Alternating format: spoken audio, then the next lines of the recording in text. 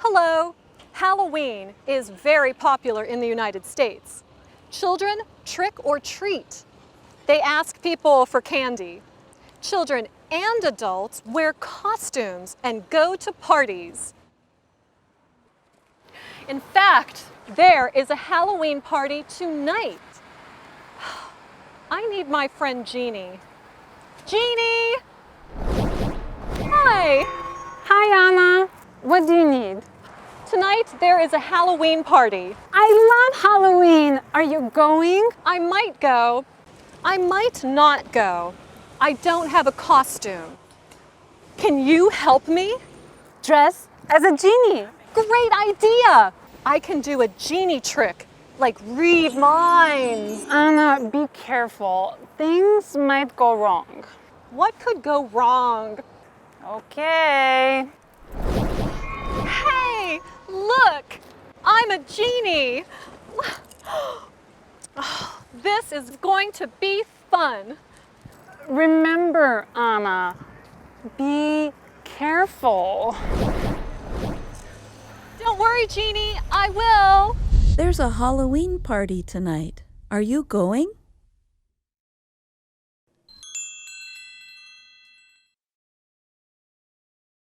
I might go. I might not go. Excuse me? Are you really a mind reader? I might be. Okay. Tell me what I'm thinking. Sure. First, what do you do? I study. I'm a junior in college. What do you study? I study journalism. Okay. Wait. You are thinking you will graduate from college in about 1 year.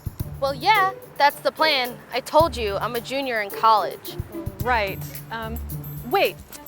There's more.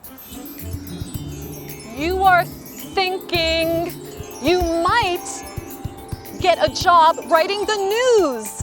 I might get a job writing the news. I might? That means I might not, and I'm studying really hard. No, you will.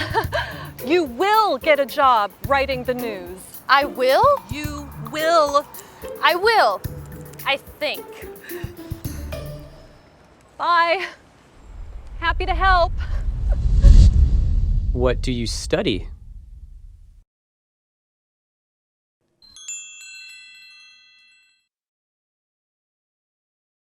I study English. Can you really read minds? I might. Well, today I will ask my girlfriend to marry me. What am I thinking? Wait. Wait. You are thinking you might have a wedding very soon. Might? Might? She won't say no, will she? No. She will say yes. I will have a wedding, won't I? You will. You will. Thanks. I think. Good luck. This is hard. Jeannie! Jeannie! Anna, what's wrong? I don't want to be a genie for Halloween. I might not go to the party. Of course you will go. I have another costume for you. I'm a rock star! You read my mind! No, you told me you like rock music. Oh, right. Well, I love it! Have fun, Anna. Thanks, Jeannie! I am ready for the Halloween party. But I am not going to read minds. I might play some rock music. Or I might not. Till next time.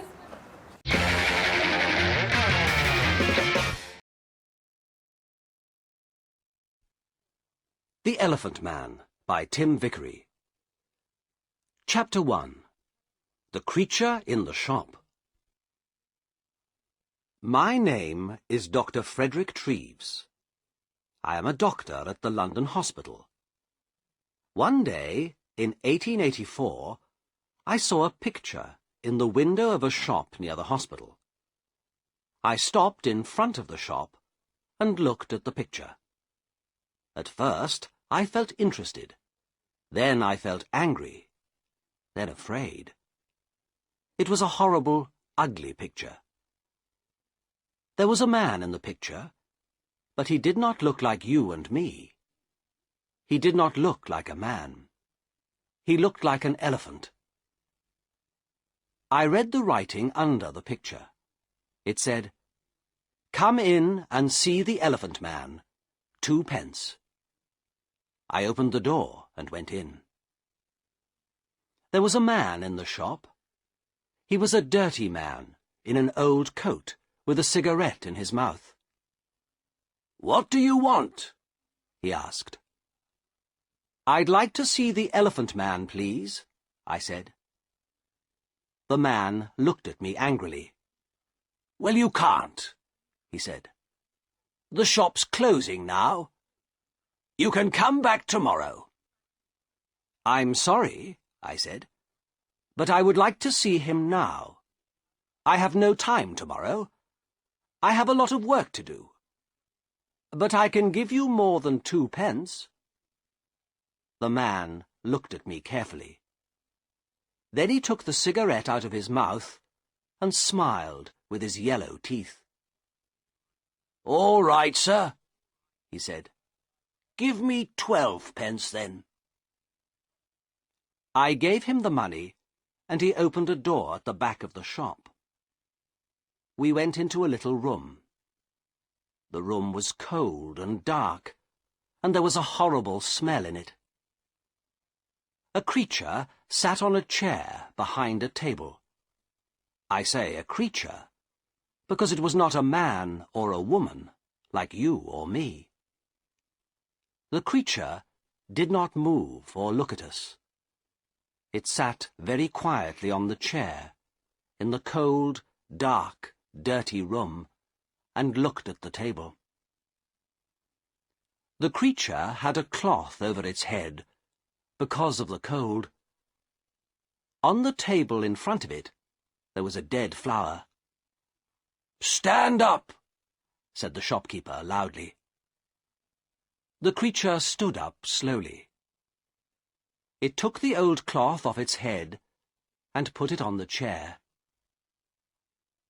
I looked at the creature and felt sad. I am a doctor, so I know a lot about accidents and ill people. I see horrible, ugly things every day. But this creature, this thing, was the worst of all. There were no men or women in the hospital like him. He wore some old trousers, but no shirt, coat, or shoes, so I could see his body very well. His head was the most interesting thing. It was very, very big, like an enormous bag with a lot of books in it. The head did not have much hair, and there was another bag of brown, dirty skin at the back of it. This skin came down below his neck. I could not see one of his eyes very well, because a lot of skin came down in front of his face, too.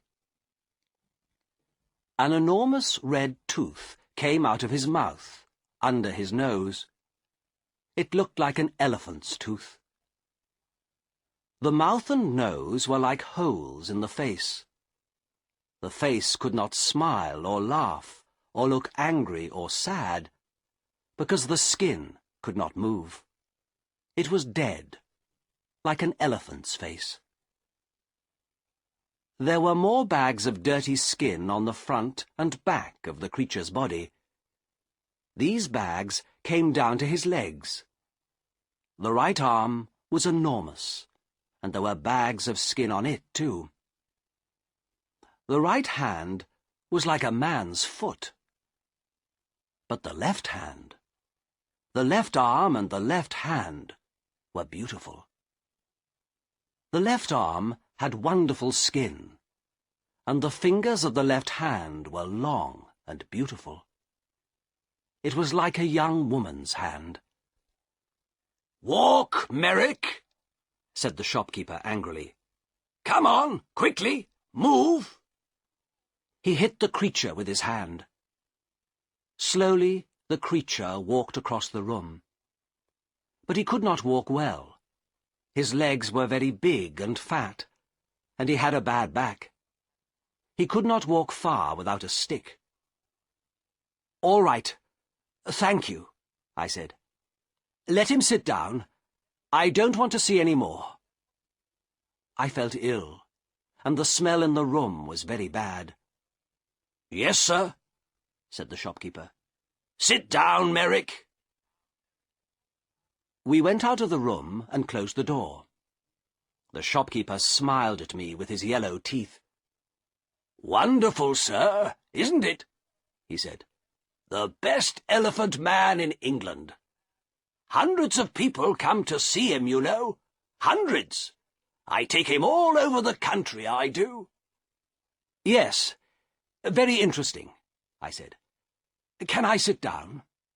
"Yes, sir, of course. Here's a chair." He looked at me, smiling. "Would you like a glass of water, sir?" "Yes, please," I said. Then I looked at the things in the dirty shop.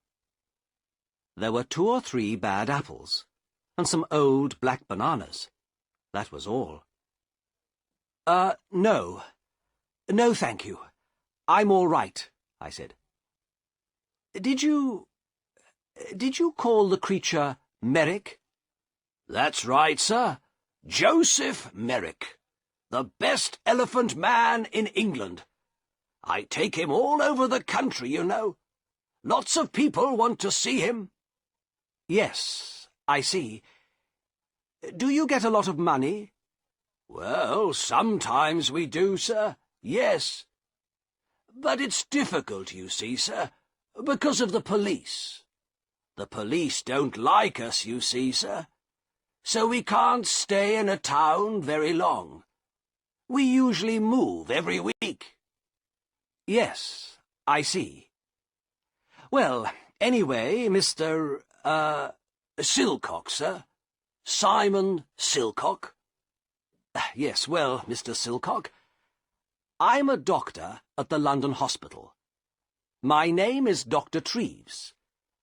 I think this man, Joseph Merrick, is very interesting, and I would like to see him at the hospital. I want to look at him more carefully, you see." "Yes, sir. I see.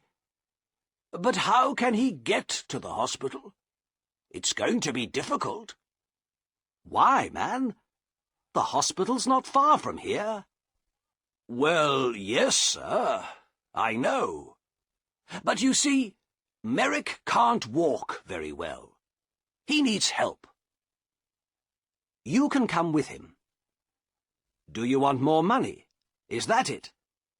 "Well, yes, sir, I do. But you see, people are afraid of him, too.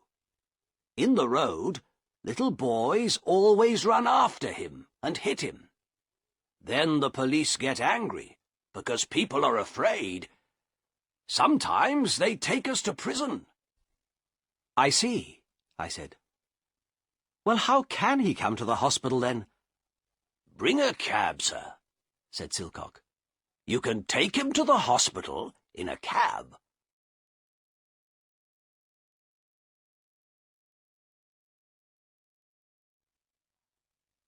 Chapter 2. The Card. So next day, at 7 o'clock, I came to the shop in a cab. There were not very many people in the road, because it was early in the morning. In November, it is dark at 7 o'clock in the morning, and I could not see the shop very well. I waited 5 minutes. A postman walked past. Then the door of the shop opened, and the creature, Merrick, came out. I could not see his face or his body. He had an enormous black hat on his head, like a big box. A grey cloth came down from the hat in front of his face. There was a hole in the cloth in front of his eyes. He could see out of the hole, but I could not see in. He wore a long black coat, too. The coat began at his neck and ended at his feet, so I could not see his arms, his body, or his legs. On his feet he wore big shoes like old bags. He had a stick in his left hand, and he walked very slowly. I opened the door of the cab and got out. "Good morning, Mr. Merrick," I said. "Can you get in?" "Help my upper steps," he said. I'm sorry," I said. "I don't understand." For a minute, he stood by the door of the cab and said nothing.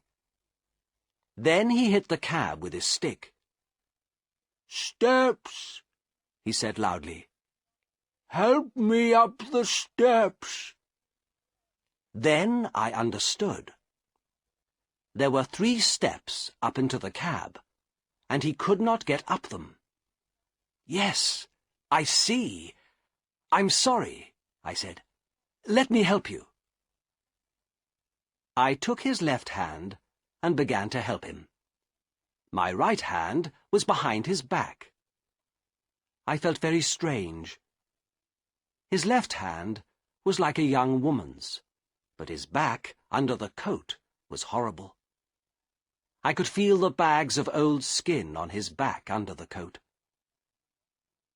He put one enormous foot on the first step, and then he stopped. After a minute, he moved his second foot slowly. Then he stopped and waited again. "Hello, sir. Can I help you?" I looked behind me.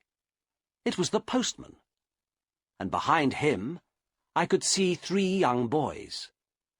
One of the boys laughed. The postman smiled. "Is the gentleman ill?" he asked. I thought quickly. "Yes, but this is a lady, not a gentleman. I'm a doctor, and she's ill. Take her hand so I can help her better." The postman took Merrick's left hand, and I helped him with 2 hands from behind. Slowly, very slowly, Merrick went up the steps and into the cab. One boy was very near the cab. He called to his friends. "Come and see this, boys! A fat lady in a black coat! And look at that enormous hat!" The boys laughed. They were very near the cab too now. I closed the door quickly. "Thank you," I said to the postman. "That's all right, sir," he said. "She's a strange lady, sir, isn't she?" "She's ill, that's all," I said quickly. "We're going to the hospital. Goodbye, and thank you." The cab drove down the road to the hospital. I looked at Merrick. "That was difficult, wasn't it?" I said. At first he said nothing, but then he spoke. His voice was very strange, but I listened to him carefully, and I could understand him. "The steps were very difficult," he said. "But most things are difficult for me." "Yes," I said. "Nothing is easy for you, is it?" "No," he said. He was very quiet for a minute. Then he said, "Who are you, sir?" "Who am I? Oh, I'm sorry. My name is Dr. Treves. Here, this is my card. I gave him a card with my name on. Then I thought, that was no good.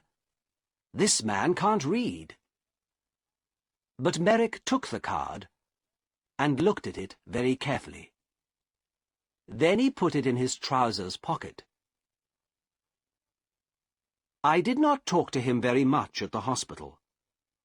I looked at his head and arms and legs and body very carefully. Then I wrote the important things about him in a little book. A nurse helped me. Merrick looked at her sometimes, but she did not smile at him or talk to him. I think she was afraid of him. I think Merrick was afraid too, because he was very quiet. At 4 o'clock, I took him back to the shop in a cab. The next day, I looked in the shop window again, but the picture was not there. Chapter 3. A Letter to the Times. I did not see Merrick again for 2 years. Then, one day, the police found him. He had my card in his hand, so they brought him to the London hospital. He was very tired, hungry, and dirty, so I put him to bed in a quiet little room. But he could not stay at the hospital. He was not ill, and of course the beds in the hospital are for ill people. We have no beds for hungry people or ugly people. I told the hospital chairman, Mr. Carr Gomm, about Merrick. He listened carefully. And then he wrote a letter to the editor of the Times newspaper. From the Times, December the 4th, 1886. A letter to the editor. Dear Sir, I am writing to you about a man in our hospital. He needs your help. His name is Joseph Merrick, and he is 27 years old. He is not ill, but he cannot go out of the hospital because he is very, very ugly. Nobody likes to look at him, and some people are afraid of him. We call him the Elephant Man. 2 years ago, Merrick lived in a shop near the London hospital. For 2 pence, people could see him and laugh at him. One day, Dr. Frederick Treves, a hospital doctor, saw Merrick, brought him to this hospital, and looked at him carefully. Dr. Treves could not help Merrick, but he gave him his card.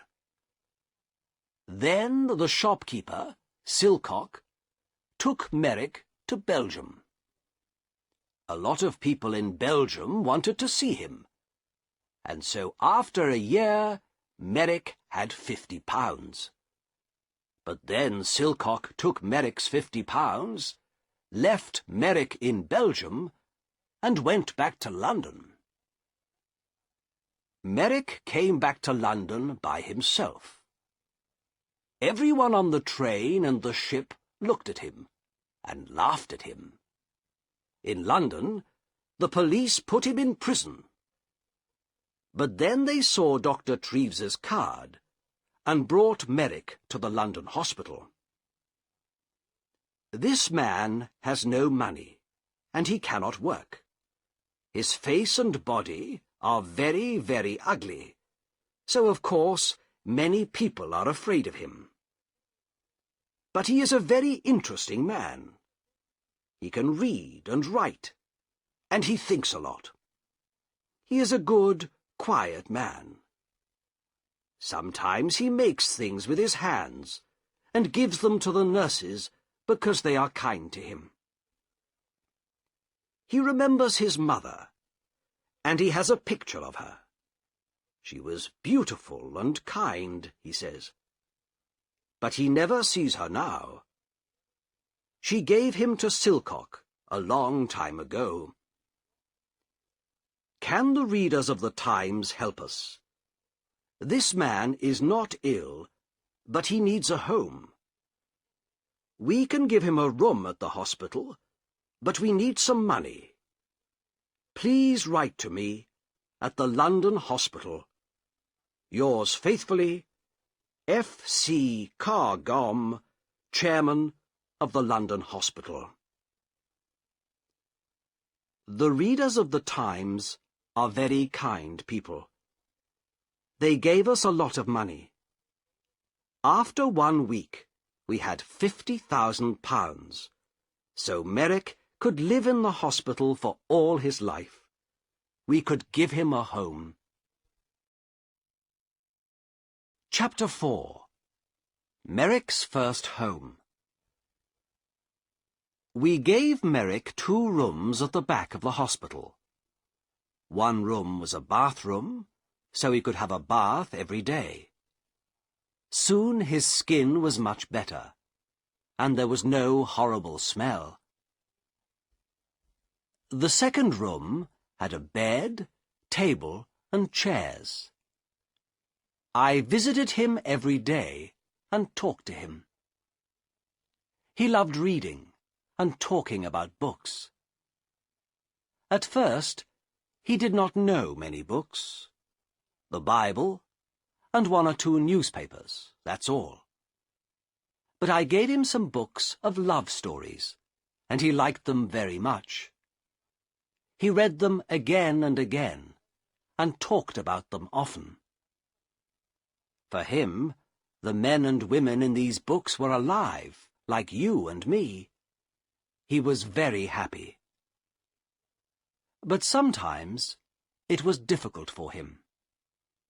At first, 1 or 2 people in the hospital laughed at Merrick because he was ugly. Sometimes they brought their friends to look at him. One day, a new nurse came to the hospital, and nobody told her about Merrick. She took his food to his room and opened the door. Then she saw him. She screamed, dropped the food on the floor, and ran out of the room. I was very angry with the nurse, and went to see Merrick. He was not happy about it, but he was not very angry. I think he felt sorry for the girl. People don't like looking at me. I know that, Dr. Treves, he said. They usually laugh or scream. Well, I don't want nurses to laugh at you, Joseph, I said angrily. I want them to help you. Thank you, Doctor, he said, in his strange, slow voice. But it's not important. Everyone laughs at me. I understand that. I looked at him sadly. In his one good hand, his left hand, he had the little picture of his mother. He looked at the picture for a minute, and then put it by a flower on the table. A tear ran out of his eye and down the skin of his enormous, ugly face. Dr. Treves, he said slowly, you and the nurses are very kind, and I'm very happy here. Thank you very much. But I know I can't stay here long, and I would like to live in a lighthouse after the hospital, please. A lighthouse or a home for blind people. I think those are the best places for me. "What do you mean?" I asked. "Why?" He did not look at me. He put the flower on the picture and looked at it carefully. "Lighthouses have sea all round them, don't they?" he said. "Nobody could look at me in a lighthouse, so I would be happy there. And blind people can see nothing, so they couldn't see me, could they?" "But, Joseph," I said, "this is your home. You live here now. You aren't going to leave the hospital." "Not today, perhaps," he said, "but soon. You are a kind man, Dr. Treves, but I can't stay here very long. I have no money." I smiled. "Joseph," I said, "this is your home now. Don't you understand? You can stay here all your life." Very carefully, I told him about the letter to the Times and the money. I don't think he understood at first, so I told him again. He was very quiet for a minute. Then he stood up and walked up and down the room very quickly. A strange sound came from him, like laughing. Chapter 5. An Important Visitor. I did not want Merrick to live by himself, like a man in a lighthouse. He read his books and talked to me, but I wanted him to talk to more people, and I wanted him to talk to women. Merrick read about women in his books, but he did not often talk to women. He met the nurses every day, but they did not talk to him very much. For them, he was always a creature, not a man. One day, one of my friends, a beautiful young woman, came to the hospital. I told her about Merrick and took her to his room. She opened the door and smiled at him. "Good morning, Mr. Merrick," she said. Then she shook his hand. Merrick looked at her for a minute, with his mouth open. Then he sat down on his bed, with his head in his hand, and cried. He cried for nearly 5 minutes. The tears ran down his face, between his fingers, and onto the floor. My friend sat on the bed beside him and put her hand on his arm. She said nothing, but she smiled at him and shook his hand again before she left. "Dr. Treves," he said to me that night, "that lady was wonderful. My mother smiled at me once, many years ago, but no women smile at me now.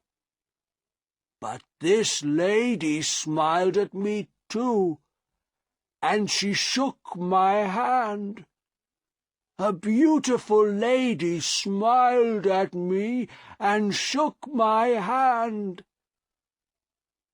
My young lady friend came again the next week and talked to Merrick for half an hour.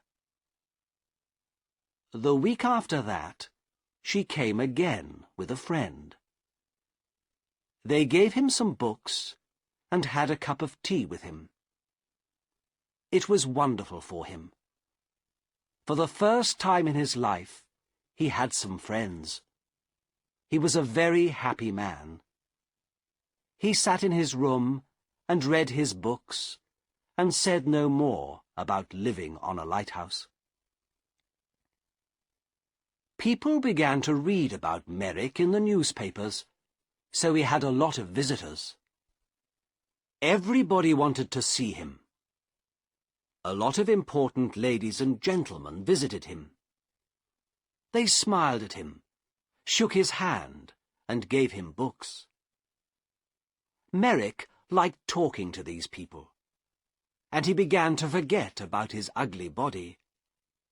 His visitors never laughed at him. He began to feel like a man, not a creature. One wonderful day, a very important lady came to the hospital to visit him. I met the lady and took her to his room. Then I opened the door and smiled at him. "Good morning, Joseph," I said. "There is a new visitor to see you today, a very famous lady." Merrick stood up beside his table.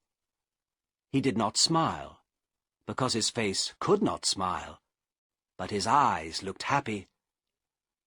"That's good," he said. "Who is it?" I moved away from the door, and the visitor walked in. "Your Majesty, this is Joseph Merrick," I said. "Joseph, this is Her Majesty, Queen Alexandra, the Queen of England." Queen Alexandra smiled at him. "How do you do, Mr. Merrick?" she said. "I'm very pleased to meet you." Then she shook his hand. Merrick did not move. For nearly half a minute he stood and looked at her with his mouth open. Then he spoke in his strange, slow voice. How do you do, Your Majesty?" he said. But I don't think the Queen understood him, because he tried to get down on his knees at the same time. It was very difficult for him, because of his enormous legs. "No, please, Mr. Merrick. Do get up," said the Queen. "I would like to talk to you. Can we sit at your table?" "Yes, of course," he said. They sat at the table. She took his left hand, the good hand, in hers. She looked at the hand carefully, and then smiled at Merrick again. "I often read about you in the newspapers," she said. "You are a very interesting man, Mr. Merrick. You have a very difficult life, but people say you're happy. Is it true? Are you happy now?" "Oh, yes, Your Majesty. Yes," said Merrick. "I'm a very happy man. I have a home here now, and friends, and my books. I'm happy every hour of the day." "What a wonderful story," she said. "I'm very pleased to hear it. Now, tell me about your reading. I see you have a lot of books here." "Oh, yes, Your Majesty. I love my books," said Merrick. And for nearly half an hour they sat and talked about books. The Queen gave him a little book and some red flowers before she left. After her visit, Merrick began to sing. He could not sing easily, of course, because of his mouth, but all that day there was a strange, happy noise in his room. He looked at the flowers carefully and put them on his table. He had many visits from the Queen, and at Christmas she sent him a Christmas card. Windsor Castle, the 20th of December, 1888. Dear Joseph, here is a small Christmas present for you. I think it looks like me, doesn't it? I do like visiting you very much, and I am going to come to the hospital again in the new year. Happy Christmas, your friend, Alexandra. The present was a picture of Queen Alexandra with her name on it. Merrick cried over it and put it carefully by the bed in his room. Then he sat down and wrote a letter to the Queen. It was the first letter of his life. The London Hospital, 23rd of December, 1888. My dear Queen, thank you very, very much for your wonderful card and the beautiful picture. It is the best thing in my room, the very best, the most beautiful thing I have. This is the first Christmas in my life, and my first Christmas present. Perhaps I had a Christmas with my mother once, but I do not remember it.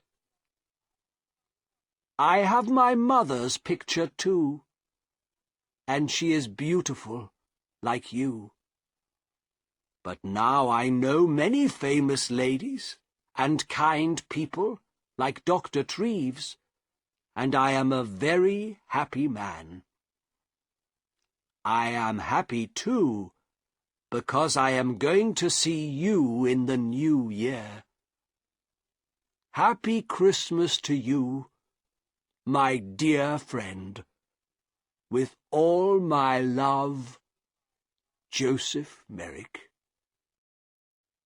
Chapter 6. Outside the hospital. Merrick had a lot of friends now, but he was more like a child than a man. He could read about things and talk to his visitors, but he could not go out of the hospital by himself.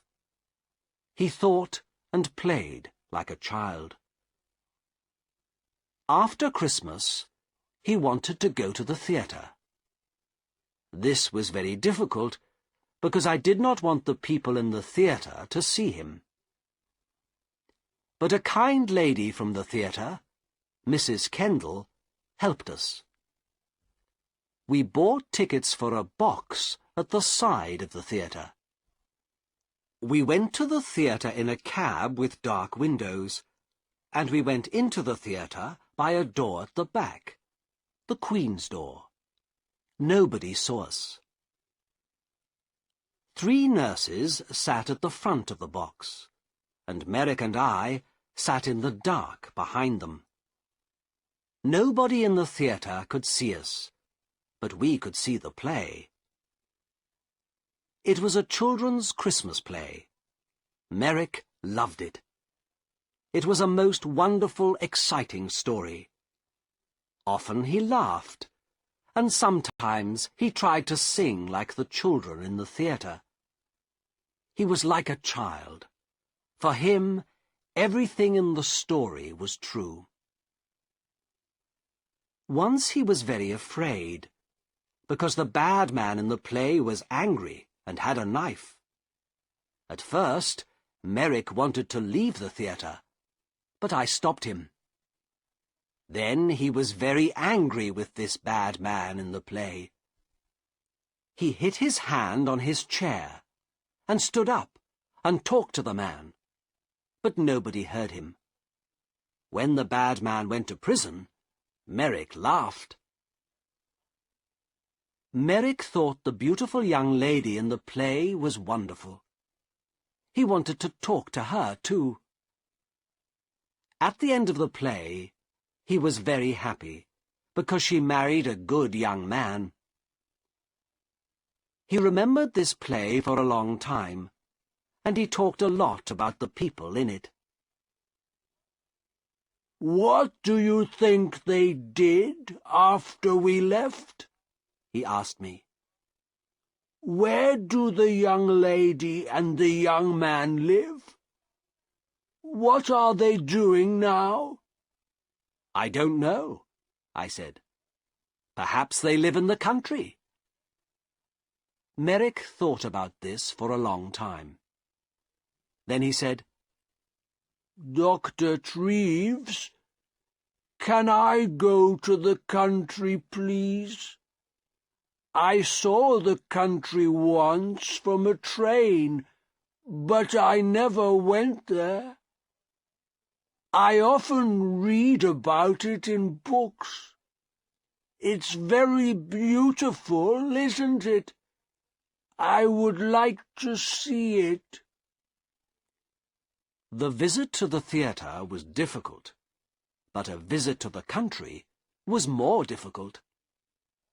But again, one of his new friends helped us.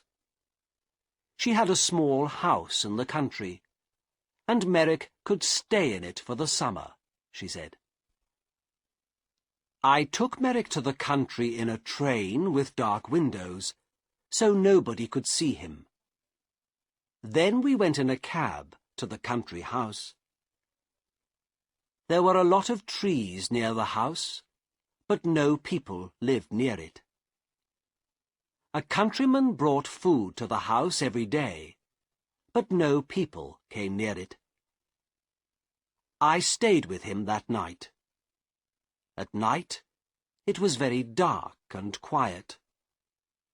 In the morning, hundreds of birds sang in the trees, and everything outside the house was green. Merrick walked under the big trees, looking at things happily and singing his strange song. I went back to London, but Merrick stayed there for 6 weeks. He was wonderfully happy. Every week, he wrote me a letter.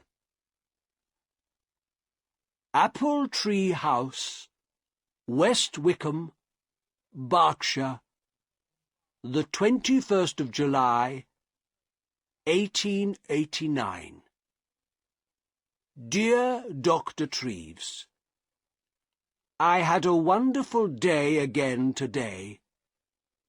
It was very warm, so I walked under the trees and sat by a stream.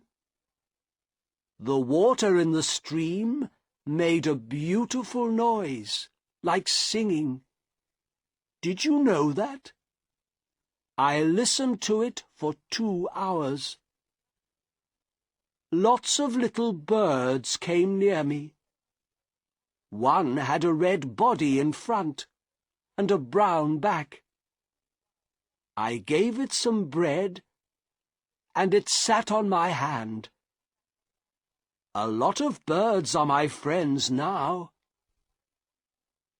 I watched the fish in the stream, too.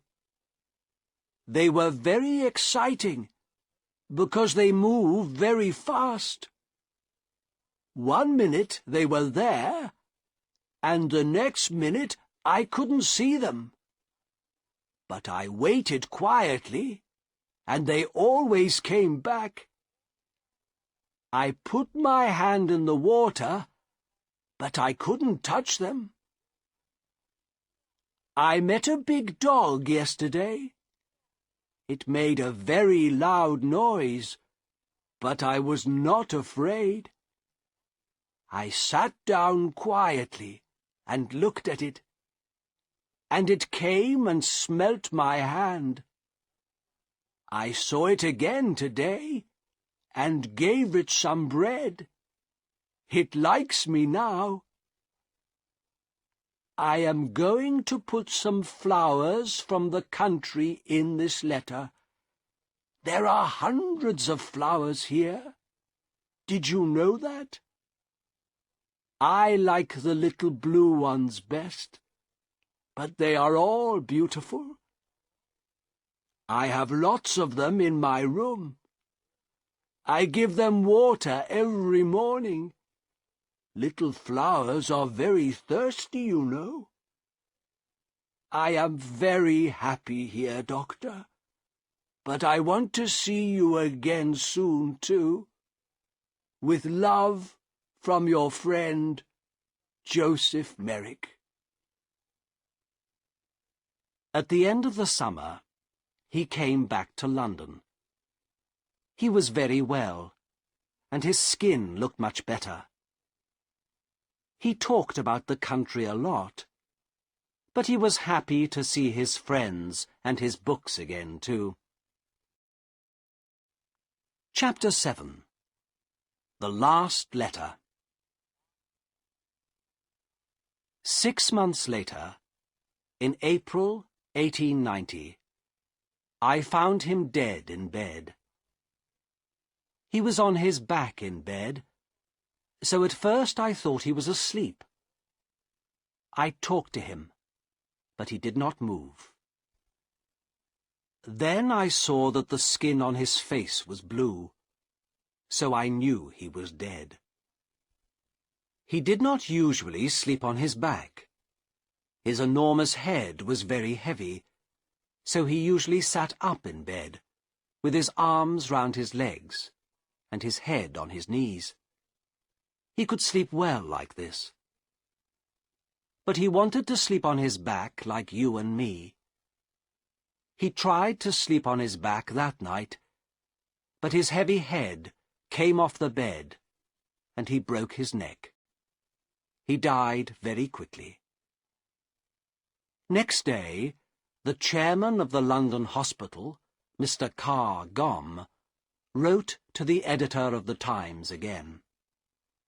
The Times, April the 16th, 1890.